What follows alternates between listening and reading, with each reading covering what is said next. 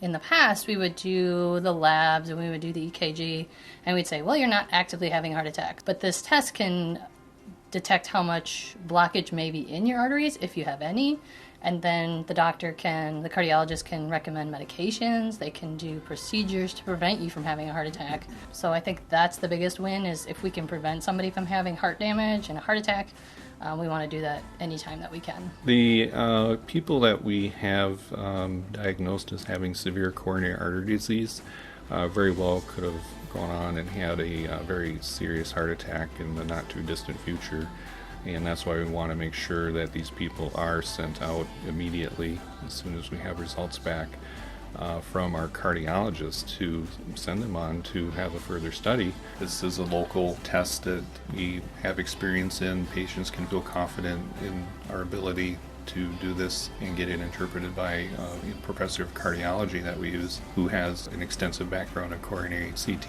interpretation. The candidates that we look at have a strong family history of coronary disease, patients that are low to moderate risk for disease. We are not going to be doing patients that are actively having a heart attack. Those are patients that we know we want to get out of here soon and that we don't want to wait for another test. It's the patient that maybe has the intermittent chest pain or shortness of breath or other factors that could determine the best outcome with the coronary CT. When we look at risks, we talk about, do you have a family history? Do you have a mother or father or someone, brothers, sisters that have had a cardiac event? High blood pressure? Are you a smoker? Are you diabetic? Those are definitely gonna, if you have a lot of those risk factors, you're gonna be a much higher risk to have a cardiac event. So, I mean, the big thing is, the vessels that feed the heart muscle. When those become plugged or clogged, then that's where parts of your heart may die. And once that's gone, you're not getting that back. And the coronary CT also looks at not just the vessels, but the anatomy of the heart, and has identified some things, congenital abnormalities or just other things.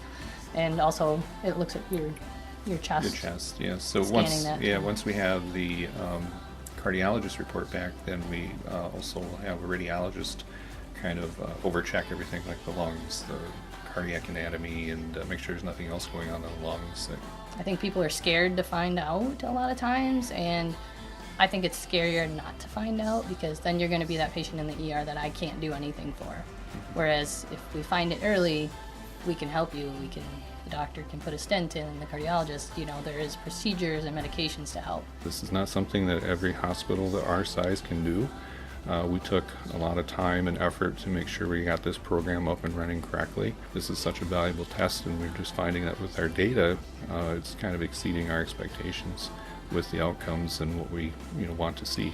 And that's ultimately good patient care. Don't be afraid to come in if you're having that chest pain. Just don't say, oh, it's nothing, it'll go away. But come in and let us take care of you.